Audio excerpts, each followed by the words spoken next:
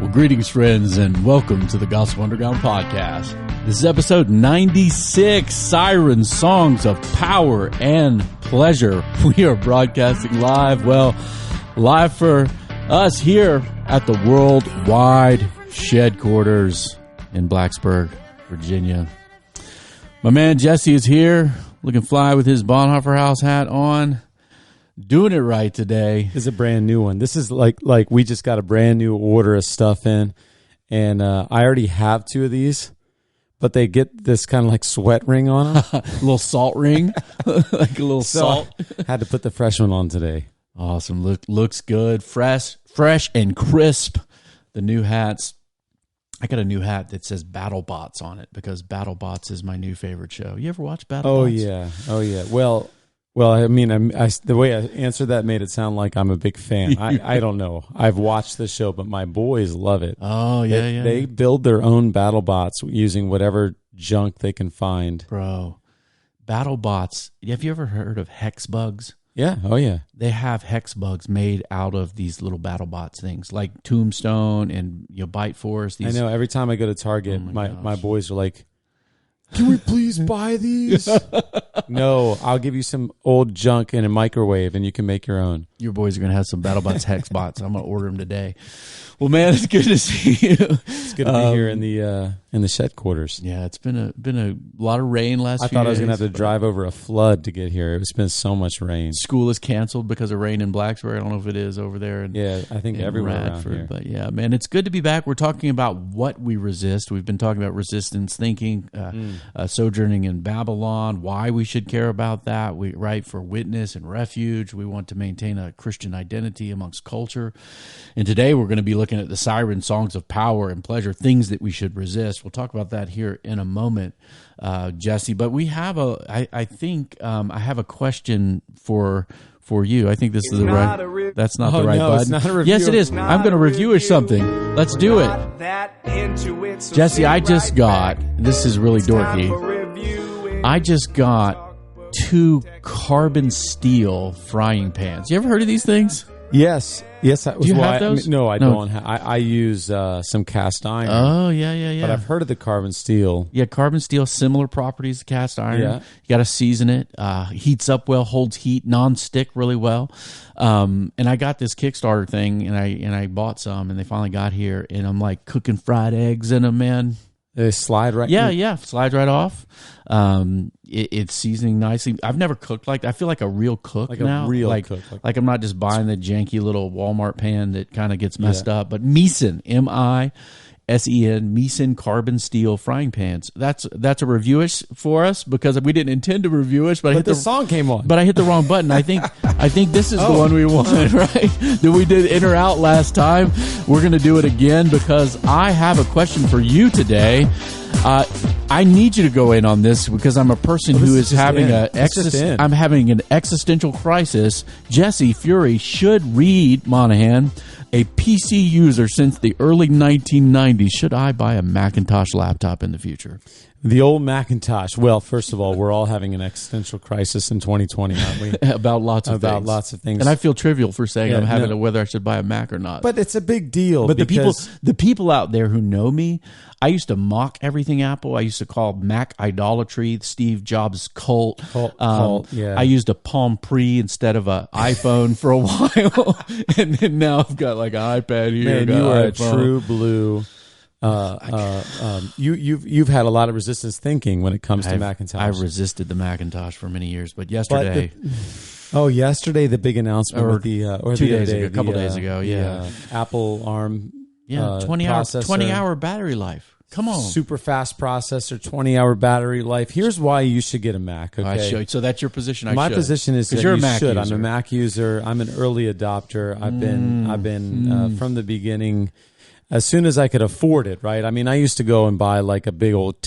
The thing is you were a PC user back when like. Oh yeah. Like, dude, we're getting a Dell. Yeah. Although you were probably Gateway better than, 2000. I had an IBM PC Junior. PC since 1992, dude. Yeah, man. That's a long time to go and make the switch. But you're 30 already years. You're already using the iPad Pro. It is my main computer primarily when I travel, teach, you're whatever. Already you're already using an iPhone. That's right. And That's these right. things are making your life easier. Yeah. Right? They sync are. up your iMessage, sync up all of your passwords. Oh, dude, that kills me on Safari when I'm like, I got all my password stuff. I use the long ones now, so I don't even know them. Got to be safe. And then I get on my PC. I'm like, oh, I don't know how to log into MailChimp because it's on the other thing. That's why you got to do it, man. I'm in, and I think, Reed, you should get a Mac. You should join the club. What's the word I'm looking for? Pull into the Mac idolatry world and pull in, worship with the get your house idol. This is for my friend Brian Lowe, pastor of Exodus Church in Charlotte. He knows my strong resistance that this is an important day, Brian. You might be proud of me soon. I might join the fold. You might finally approve of me. Well, we're going to be talking about having more of a backbone today about certain things and why we resist. Last week we said, hey, if we maintain our identity as followers of Christ, there's opportunity to influence others and to create both as a person and our families and our churches and communities, refuge, right, for people to come and see and hear the gospel and see a different flow in the world than the chaos that's all around us. We have to resist for those reasons. But what are some of the things that we resist? We're going to get real specific in our next few episodes. Today, there are siren songs of power, why we should resist the grasping of power, and then certainly the pollution of wrongfully ordered pleasures. Pleasure's good, wrongfully ordered pleasures not good. We're going to talk about those two things today. We're going to talk about being resistance forces for human rights. We're going to talk about universal human rights. Why are they there? Where do they come from? Why should we affirm them? Why, as believers, we should stand fast for them. We're going to be doing that in a couple of weeks, though. But today, I want to launch us, Jesse, by reading from the introduction. It's a little bit of a long quote from the foreword of the book, Amusing Ourselves to Death. This is written, I think the first edition, like 1985. I think that's right. By Neal Postman. Now, 1985 is a significant date in our culture because George Orwell, right, wrote, and they even had a Macintosh Super Bowl commercial about 1984. That's right. 1984 was this, or if you hear the term Orwellian, it means like this kind of totalitarian, heavy-handed state, Big Brother. Those expressions come from that book, 1984. And a year after that, Neal Postman wrote this foreword to his book, Amusing Ourselves to Death. And he was mainly concerned with television's effect on people. I mean, obviously, they published a 20-year edition on 2005 that was probably updated with some ideas related to. Now we have social media. They need to do a 35-year edition. Oh my gosh, they do. Because Postman is really critiquing even the PBS and education television, but it's all TV based. But the medium affects the message, kind of thing. And that we become stupid and by amusing ourselves to death. But here's the forward, very insightful. We were keeping our eye on 1984 when the year came and the prophecy of Big Brother didn't. Thoughtful Americans sang softly in praise of themselves. The roots of liberal democracy have held fast. Whatever the terror had happened, we at least had not been visited by Orwellian nightmares, right? Big Brother didn't show up. Totalitarian state did not show up. But then he continues, but we had forgotten that alongside Orwell's dark vision, there was another, slightly older, slightly less known, equally chilling. Aldous Huxley's Brave New World. Contrary to the common belief even amongst the educated, Huxley and Orwell did not prophesy the same thing. Orwell warns us that we will be overcome by an externally opposed oppression. But in Huxley's visions, no big brother is required to deprive people of their autonomy, maturity, and history. As he saw it, people will come to love their oppression, to adore the technologies that undo their capacities to think. What Orwell feared was those who would ban books. What Huxley feared was that there would be no reason to ban a book, for there would be no one who wanted to read one. Orwell feared those who would deprive us of information. Huxley feared those who would give us so much information that we would be reduced to passivity and egoism. Orwell feared that truth would be concealed from us. Huxley feared that truth would be drowned in a sea of irrelevance. Orwell feared that we become a captive culture. Huxley feared we'd become a trivial culture, preoccupied with some equivalent of the feelies, the orgy-porgy, and the centrifugal bumble puppy. I don't know what that is, Jesse. We're going to learn vocabulary. Bumble puppy sounds like silliness, right? Huxley remarked in Brave New World Revisited, the civil libertarians and rationalists who are ever on the alert to oppose tyranny failed to take into account man's almost infinite appetite for distractions. In 1984, Huxley added, people are controlled by inflicting pain. In the Brave New World, they're controlled by inflicting pleasure. In short, Orwell feared that what we hate will ruin us. Huxley feared that what we love will ruin us. And then Postman continues, this book is about the possibility that Huxley, not Orwell, was right. Jesse. First of all, centrifugal bumble puppy, if I remember correctly. And if you remember correctly. Here's the thing: is I just read this book last year. You remember I did my no. I didn't read Amusing Ourselves to Death last year. I read Brave New World last year because I was doing my 50 book challenge, trying to read 50 books in a year. Yes. And to be completely honest with you, I was like really tired of reading. Yeah. And I was like, what's a little book that I could read? And I saw Brave New World on my bookcase, and I had read Amusing Ourselves to Death, and so I was like, I'm gonna check this out. And it is a bleak book. My gosh, it's so bleak. It is not a positive book. And I remember they played this kind of a electro golf game, but I think this Bumble Puppy was a kid's game where the ball spins around and shoots out. Yeah, and like the savages are kind of people that live traditional lives. They're not born in a bottle, created by science. Yeah. They kind of have faith birth kind of ideas. And Peacock, I guess, streaming service. We're not recommending. We're not recommending the show. It's got sounds like it's got some real nasty in it. But reality, right? People getting drunk on their pleasures and then easily controlled from the different direction. In fact, they take a drug that's biochemically attuned to people that doesn't destroy them. It just makes them high, and they take Soma. I think is the name of Soma Holidays. Yeah. Just check out, get stoned, and be easily controlled. But don't you think, Reed, that well, first of all, Neal Postman is, I think, incisive and brilliant in Amusing Ourselves to Death. And so much of what you just read is just like, oh my gosh, that's so true, isn't it? Like, it was prophetic in 1985 and so prescient to see how much this has even gotten probably worse than he could have ever anticipated in that time. That's right. Yeah. That the idea that we wouldn't need to ban books because there'd be no reason, because no one wants to read one. Yeah. That we would, truth would be drowned in a sea of irrelevance. But don't you think that there's, in some ways, I was thinking back over this, that both visions are coming true together, aren't they? I mean, there does seem to be a kind of big state surveillance. We live in a surveillance world where even by our pleasures, we're being attempted to be controlled by a small group of. The social dilemma, I guess, the Netflix documentary. If you guys haven't seen that, watch that. It's crazy. It's crazy. Both social network companies, video game companies, they have, psychologists, behaviorists on their staff to try to get you to do stuff over and over and over again for their profit, obviously. And so, and even you think about it, this domineering tyranny kind of thing, that's not out, right? There are politicians that maybe want to go for that. Fascism in the 20th century certainly was that.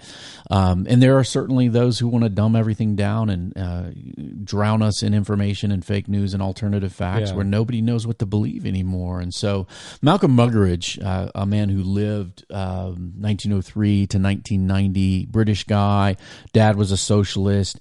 Muggeridge actually became a proponent of communism, even went to the Soviet Union, I believe. I don't have this in the notes, in like the 1930s. Played with that, and then became a very, very opponent of communism and for Western civilization and freedom.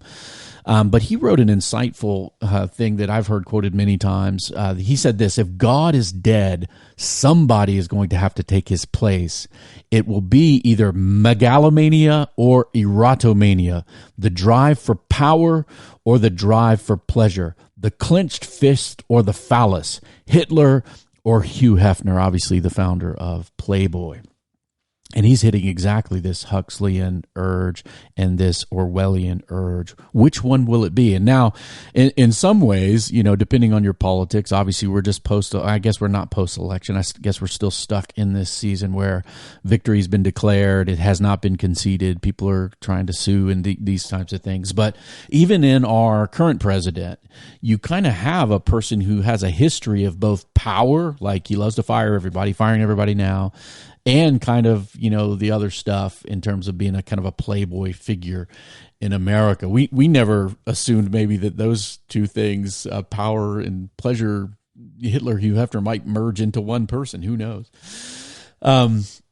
This quote, though, Jesse, and certainly the foreword from Postman, I think gives us insight if we're to follow Jesus as a resistance community, resistance thinking in Babylon, maintaining our identity, but yet wanting to influence people and culture, that we have to resist both the Orwellian and the Huxleyan, the megalomania, the power lust, and the erotomania, the lust. So we have to resist that. Yeah, the Malcolm Muggeridge quote, he must be, of course, hearkening back to Nietzsche and the idea that God is dead and we killed him. Yep. And now we must become gods in order to appear worth it, I think is the end of that quote. How are we to be worthy of such a deed? The murderer of all murderers, God is dead, we've killed him, right? Yeah. We're going to have to become greater humans to be worthy of such a deed, right? Yeah, and that drive to power is I think really one of the key things we see in, say, Philippians 2 and in the scriptures is this picture of the ultimate powerful one subverting the so-called powers of the world by becoming a man, but even more than that, becoming a doulos or a slip, kind of the bottom of the barrel servant, born in Galilee. And so I do think a Christian posture towards the powers of the world is a posture that is subversively low and serving, I think. Yeah, absolutely.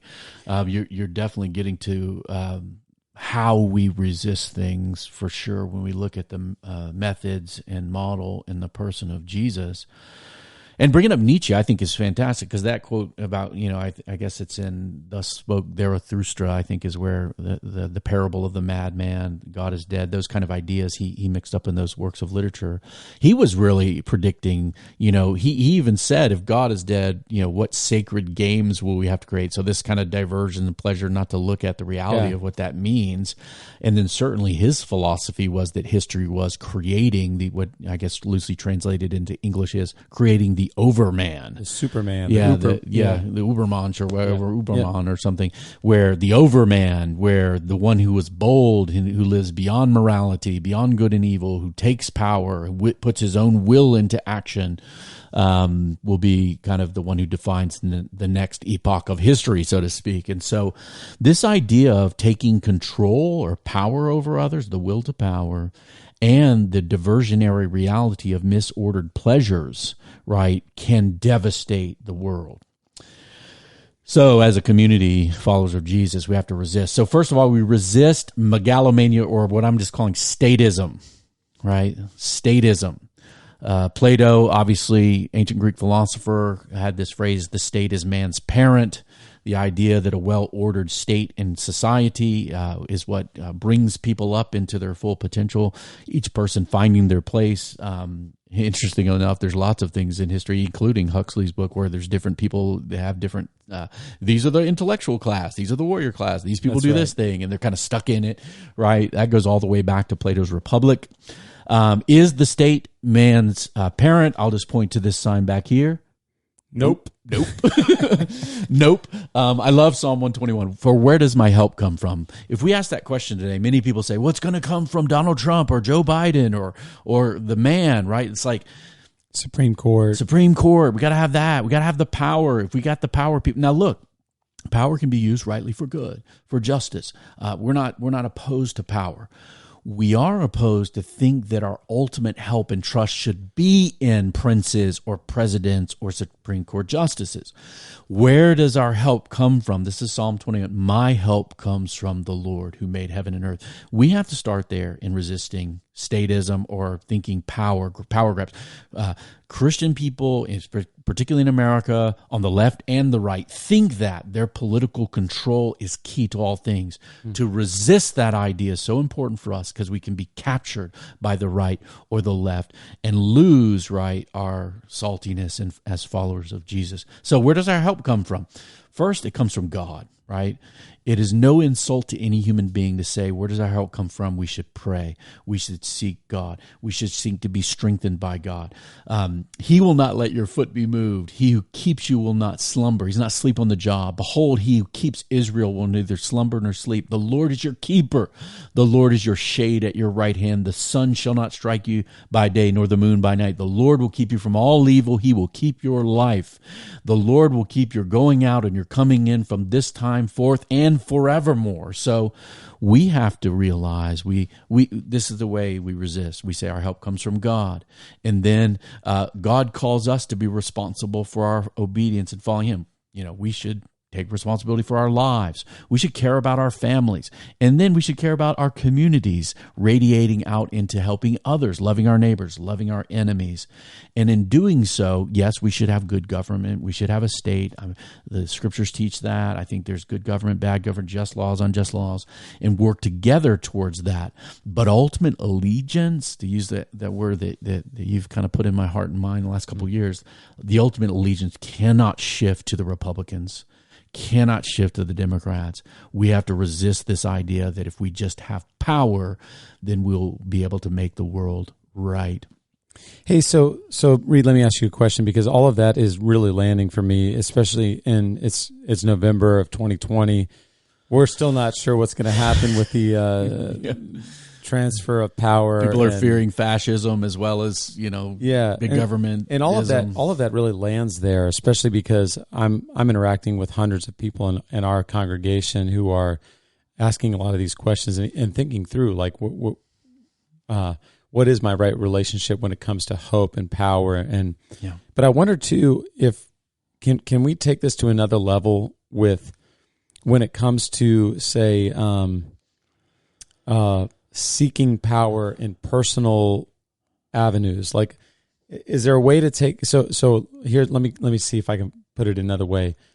How much should we be aware of the pursuit of power? Maybe even particularly when it comes to having influence, having cultural, social capital. Obviously, like you mentioned with the government, there's good government, there are good laws, there's just government. In fact, and it's very important. It's important. Right? God in Romans 13, we hear that God has given us the government for doing justice and with holding back evil and injustice.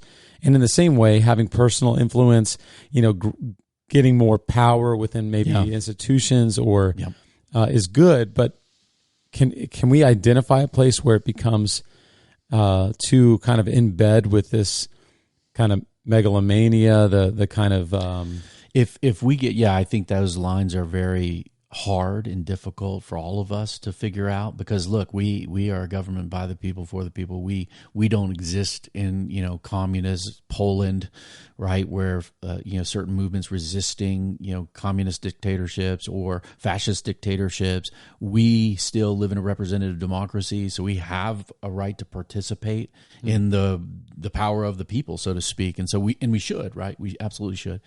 The shift comes for me when we start to think that the powerful person is going to say to us, right, I'm the powerful person. Without me, you have no power. And then all of a sudden it's like, yeah, without them, I can't do anything. And then we shift that. What is this person, God? Well, then we shift it in the wrong direction. And so there have been people that closed the mouths of lions who stopped kings and kingdoms in prayer and through resistance, right? Daniel, we looked at Daniel for a reason. I think it's the best. But Jesus in the New Testament, Daniel in the Old Testament, great examples of operating and using positions. Esther as well, being placed in providential place of power and influence through excellence. Yeah. By all means, influence Babylon, Daniel. But there are lines drawn when that power comes for you and asks you for you to shift your allegiance. Oh, where does my help come from? Well, it comes from the Republicans or the Democrats. Then we've shifted something and kind of emptied the throne of the one who belongs on it and put someone else there. And I think that's idolatry. I think it's very dangerous. And I think then all of a sudden we're captured and controlled. That makes sense. You know, I think I mentioned on here that I'm reading a book by Yuval Levin called A Time to Build. And he's really trying to revisit the idea of what are institutions in American public life and how should we approach them. And he's making the case that institutions in the last 50 years, especially 60 years in America, have shifted from being primarily thought of as or social structures that are kind of mold, right? Frameworks, but also shape the ones who are in it. So if you're, if you're in the bowling league and the bowling league has a certain culture, it's shaping everyone who participates in the bowling league, league into a certain type of person. That's right. And we've shifted to seeing rather than institutions as molds of people, that institutions now have become platforms for power and for performance. And I think because of mass communication, globalism, there's an immediacy, the way people view institutions, where it all has to go to the top and top down, where reality is if you couldn't communicate, well, you lived in, one province of North America, you weren't communicating regularly with folks unless you get on a horse, bring them a letter, something like that. It took a lot of time. Yeah, that's right. So the institutions that aren't talked about as much today are things like the family, the local church, and if you, in a secular pluralistic side, the mosque, the synagogues, these shaping institutions, right, that are much more local, not just geographically, but to the heart. Yeah. And we shift everything to to Hollywood, to the national media, to the presidency, whereas the neglect of one's own personal character, one's own home, right? And who in my community is exemplifying the kind of virtue and life that I'd want to emulate. And right. Yeah. And, in our neighborhood, it's kind of funny because we had mostly Biden Harris signs, but a couple Trump signs. And I know for a fact, because we know the people here, and my wife knows them even better than I do, that they get along. Yeah. These people are friends. We're looking out for the community. We have a little Facebook group. We do things to celebrate seasons in this little neighborhood. And one of the African American guys had a Trump sign out. You would think, wow, what's that guy doing? And so it's a really interesting thing to ask. Okay, where does our help come from? If we leave out, from your relationship with God, your own, building character, building families, building churches, building communities. If we leave all that out and just fight it out for the main levers up top, it's like, let the Wizard of Oz be the Wizard of Oz. Now, when that stuff does come down into our lives, so we have to participate. I'm not saying we shouldn't. And we have to participate in more than one way, not just by trying to take control of these things, but by quite literally resisting power. Yeah. And I think that's where you asking where the lines are, and I think justice, injustice. And for me, man, that's moral, immoral, right? Yeah. Who says that? Well, for us, God does, right? And so the role of, nonviolent civil disobedience, right? Daniel, hey, we ain't bowing down. Okay, we're gonna throw you. We're gonna throw you to lions. We're gonna throw your buddies in burn them up. Come what may, we're going to obey God, not man. The apostle said that. The Hebrew midwives in the book of Exodus, we're not killing the babies, right? They kind of made up the little okey doke to get out of the Pharaoh's command to kill babies. Yeah.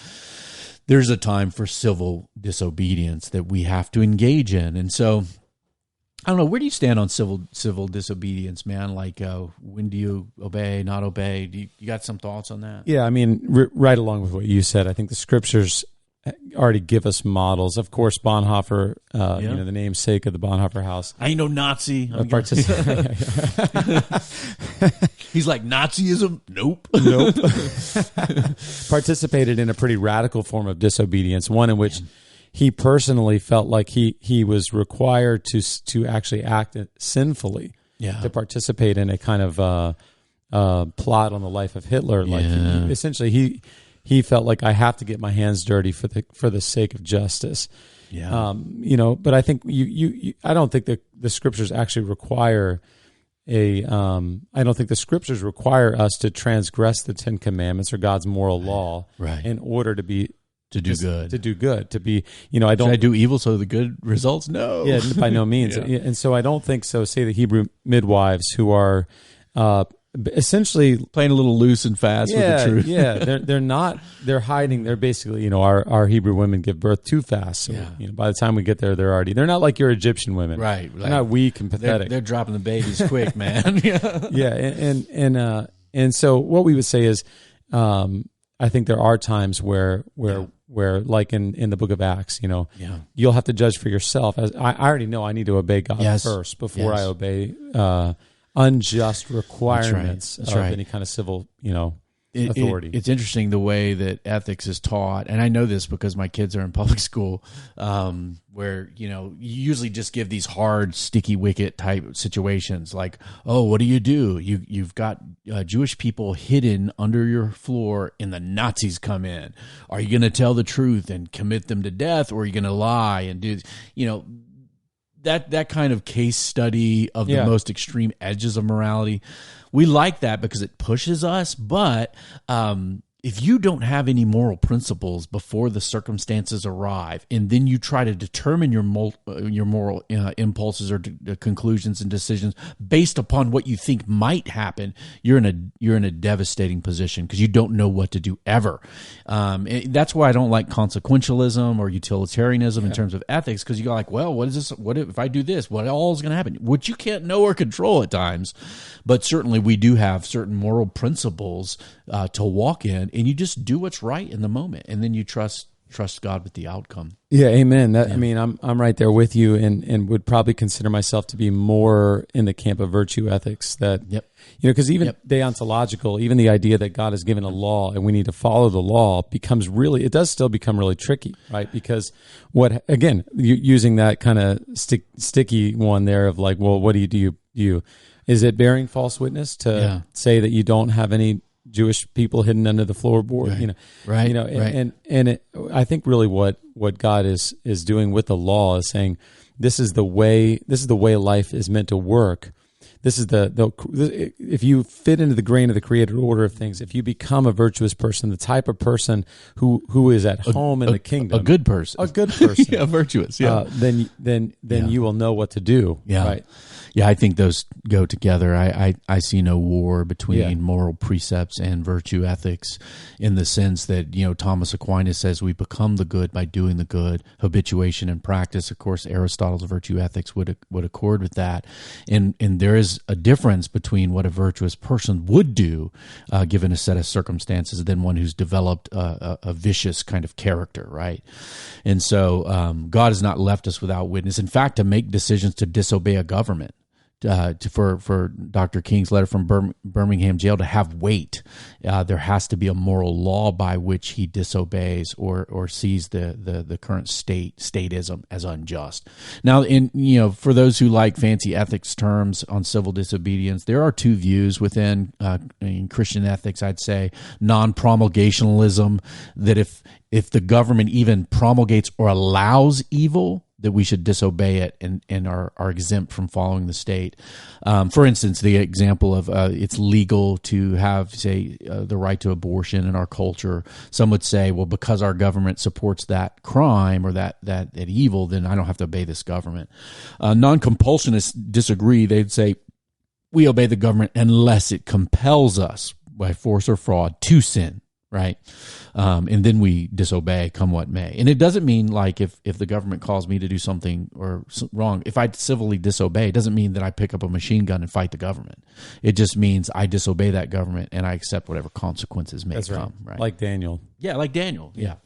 But we have to resist the government sometimes, and this kind of grasping for power from whatever side of the political spectrum it comes, we have to resist that and keep Jesus as king, follow his precepts, become virtuous people that look more and smell more and act more like Jesus as we resist megalomania and statism.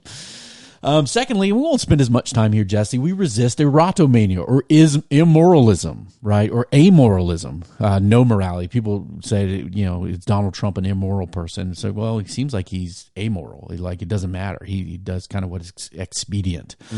The question when we want to resist immorality or soaking ourselves in illicit pleasures to the point of our own destruction, the question always is whose morality, right? For us, we're going to say our morality, human morality given to us by God, that we want to order our lives according to what God has made us for. So pleasures, for example, pleasures of food, pleasures of drink, pleasures of alcohol, pleasures of sexuality, these pleasures of entertainment or imagination or creativity. You and I both are on the same page. All of these pleasures are good. Yeah. They're all gifts, right? In their proper place. Because when we take pleasure and we put it in its wrong place, then all of those things, food, drink, alcohol, sexuality, entertainment, all of those things can start to debase us, right? They can start to be ruinous in our lives. Video game, want to play a video game, great. Play it for 15 hours a day, it wrecks people, right?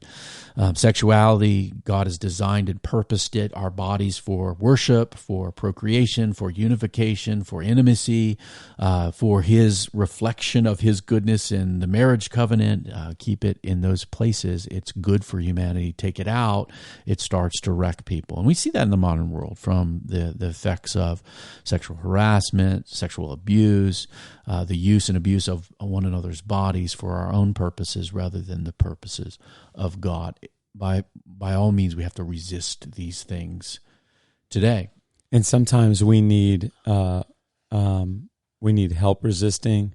Which, by the way, back to the idea of these are created goods. It got it's not as though Satan had a that there was some sort of dark force creating beer, beer or sex or something like that. These are things that are created goods that God created, and that have only been bent and twisted and have transgressed the boundaries that they're meant for, and that within the boundaries and within the place that God intends. It's like one of my favorite things to do is to sit around my fire pit and just hang out, whether it's with my family, my boys, my kids, my wife, my friends, and it's a good thing. Oh, it's so good. Yeah. But I'm not going to start a fire in my dining room. Right. I'm just going to start a little fire on the floor. Give me that chair, honey. And we're going to burn it because it's not the right place for it. That's right. That's right.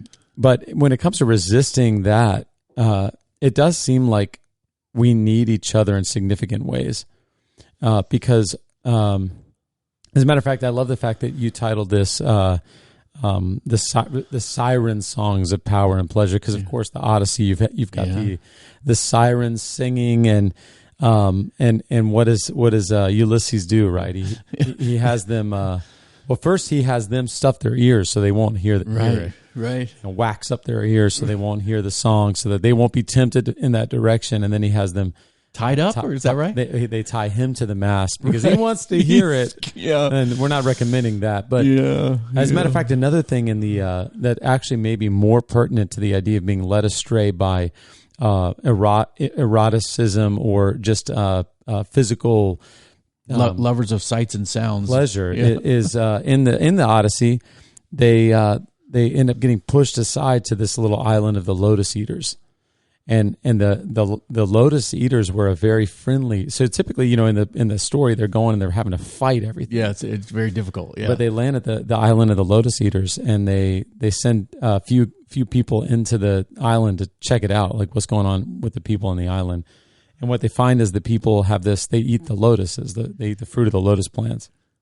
And it's like a narcotic. Yeah. And so they never come back. Yeah. So he sends more. They Brave basically, new world. Yeah. they basically go after them, right? And they find that they've forgotten about home. They don't want to get back on the boat. People have been really nice, and they just give them more of the lotus food. Yeah. And so they drag them. Yeah. The story goes that they drag them basically kicking and screaming. They don't want to go home. The whole thing is they want to go home, but they don't want to go home because of how good it tastes, right? Yeah. And so they have to have their brothers bring them back to the boat. And they're just got to get off the shore because they got to get home. They've forgotten what's good for them. Parents have to do that, right? Yeah. And certainly the idea that friends, brothers and sisters, people in community should do that for each other, right? And that's hard to do if you don't know people. It's hard for somebody to say, hey, you get away from the lotus plants if you don't know them, right? And that's where community being lost and us just relating through social media and at a national, global level is just a disaster because we can't know people and be known. So we resist the lust for power. We resist the lust for pleasure by pursuing pleasure in its right place, even using and living in a way that's good in relationship to God's good gifts. And then finally, we resist. I just added this one. It's not in the title of the show, but chaos and anarchy. Chaos and anarchy. God's very creation of the world takes chaos and orders it. That's a creation story. Clearly does that, specifically in the backdrop of kind of ancient Near Eastern views of the sea and the darkness and the deep and all that. God is creating order out of disorder. He is creating and ordering life.